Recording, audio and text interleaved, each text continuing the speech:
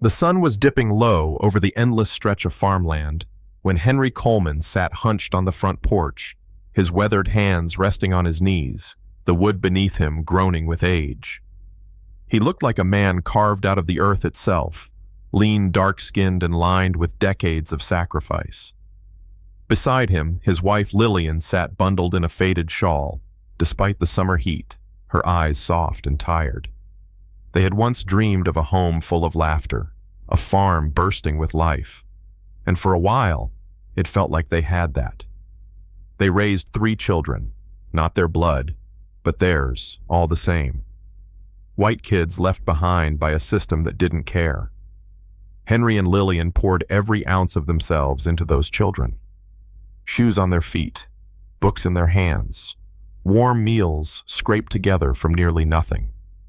Those kids were their pride. But tonight, the silence was louder than cicadas. No one was coming down that dirt road. No one ever did. The memory of the night their lives changed forever was still sharp. Henry could still see Sarah, the oldest, shoving expensive clothes into a suitcase, her perfume filling the musty kitchen. "We can't live like this anymore," she snapped, slamming a drawer. Michael, all slick confidence, leaned against the wall, sneering at the peeling wallpaper. "This place is a dump, Dad. We've got lives to live." And Daniel, the youngest, just laughed, brushing past Lillian like she wasn't even there. "Please." Lillian's voice had cracked, her hand trembling as she touched Sarah's sleeve. "We gave you everything we had, every bit of love. Please don't turn your backs on us." Sarah wouldn't meet her eyes. She zipped her suitcase and walked out. The screen door banged shut, and Henry stood frozen in the doorway as dust settled around his boots. He didn't say a word. Not when they left. Not when neighbors whispered behind their hands that maybe the Colemans had raised their kids too soft, that maybe those children just wanted more than a farm could give. Henry only tightened his grip on the doorframe, veins bulging, and Lillian sat down slowly in her chair, her chest heaving like every step those kids took away was stealing the breath right out of her. That was the night their house became a tomb. Years slipped by.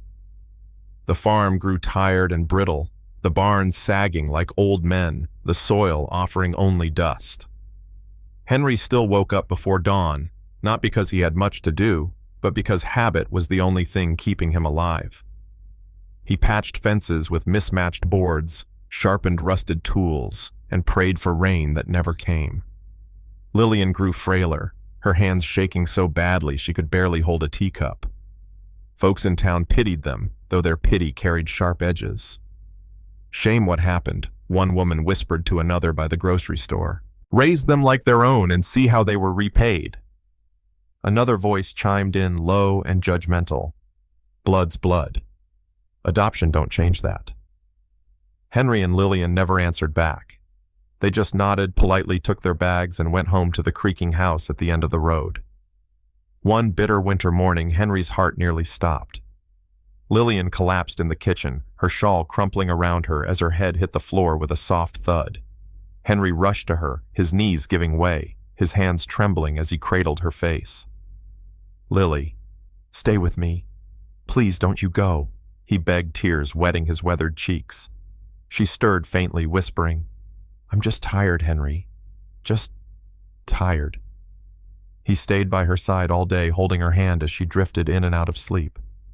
That night, lying awake with the wind howling through the cracked windows, Henry wondered if this was how their story would end, 2 forgotten souls fading into the dark without anyone to care. But fate wasn't finished with them yet. It started with a small thing: Henry trying to fix a leak in the attic roof. His hands, rough and cracked, brushed against a loose plank. He frowned, pried it up, and there it was, a wooden chest tucked away in the shadows, thick with dust and cobwebs. It was heavy, its brass latch green with age. He dragged it out, heart pounding, the attic groaning under his weight. Sitting cross-legged in the dim light, he hesitated for a long time, his thumb brushing over the latch before finally snapping it open. The smell of old paper filled the air. Inside were stacks of brittle documents, faded envelopes, and letters. At first he thought it was nothing but forgotten family keepsakes, but then he unfolded one sheet and his breath caught. It was a deed signed decades ago naming his grandfather as the rightful owner of not just their small farm, but the mineral rights beneath it. Oil. The land they had nearly starved on was sitting on wealth beyond imagination. Henry sat, frozen tears burning his eyes. All those years of scraping by, being laughed at, being pitied, mocked for being just poor farmers. And the truth had been right above their heads all along. He carried the chest downstairs, his heart thundering. Lillian was sitting by the fire, her thin hands folded neatly in her lap. He laid the papers out on the table, his voice breaking as he explained. She leaned in, her eyes wide. "Henry, are you saying all this time?" He nodded, unable to speak, and she reached for his hand. "This land isn't worthless, Lily," he whispered, voice tight with emotion. "It never was."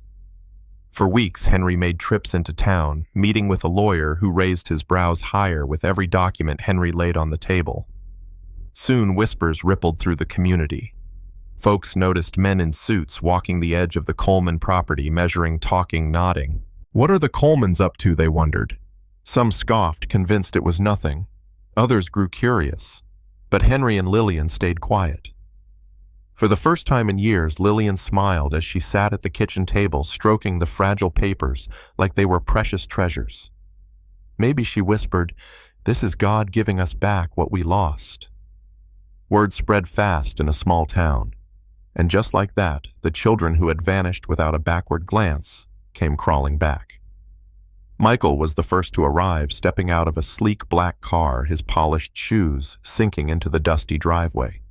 Sarah followed in a silk dress that didn't belong anywhere near a farm, her smile brittle but calculated. Daniel swaggered in last, slapping Henry on the back as if nothing had happened. "Mom," Dad Michael said smoothly, pulling out a chair at the kitchen table. "We've missed you. We thought it was time to reconnect, you know." "Yeah," Daniel chimed in, flashing a fake grin. "Family should stick together, right?" Lillian said nothing. She sat at the table, her hands folded in her lap, her eyes steady but cold. Henry leaned back in his chair, his face unreadable. Outside, neighbors peeked from their porches, muttering, "Look who finally showed up." Funny how they didn't come around when the roof was caving in. The kitchen buzzed with fake warmth, empty laughter, and the unspoken expectation that wealth was about to fall into their laps. When the lawyer arrived, briefcase in hand, the children nearly vibrated with excitement. Papers were spread across the worn wooden table, pens poised. Henry's voice cut through the air, calm but sharp as a blade. "Before we start," he said, his eyes sweeping over his children, "I want to say something. This land, this wealth, it isn't about money. It's about sacrifice. And sacrifice is something none of you ever learned." Michael's smile faltered. Sarah looked down, shifting uncomfortably. Daniel muttered, "What's that supposed to mean?" The lawyer cleared his throat and began reading. The mineral rights and property worth millions were being placed in a charitable trust. The funds would go to struggling farmers' adoption centers and scholarships for kids who understood gratitude. Not one penny would go to the children who had abandoned them. The silence in that room was deafening. Sarah's mouth fell open. Michael slammed his hand on the table, his face red with rage. "You can't do this." "We're your children," he shouted. "No," Henry said softly but firmly. "You're strangers now." Daniel cursed and stormed out, slamming the door so hard the windows rattled. Sarah followed, tears streaking her face. Michael stood frozen, his fists clenched before he finally spun on his heel and left without another word. Outside, neighbors murmured some nodding with approval. "That's justice," one old man whispered. That evening, Henry and Lillian sat on the porch, the sun setting behind them, painting the fields gold. Their house was still creaky, their bodies still tired, but for the first time in decades, they felt light. They had turned betrayal into something bigger, a legacy that would outlive them, a reminder that love and sacrifice are worth more than money. Some folks in town still debated if they'd been too harsh. Others praised them for standing their ground. But Henry didn't care what people thought anymore. He and Lillian had found peace. And now I want to ask you, what would you have done? Do parents owe their children everything, even when those children throw them away? Or was Henry right to leave his fortune for those who truly needed it? Drop your thoughts in the comments below. And if this story hit you, make sure to subscribe for more powerful stories like this one.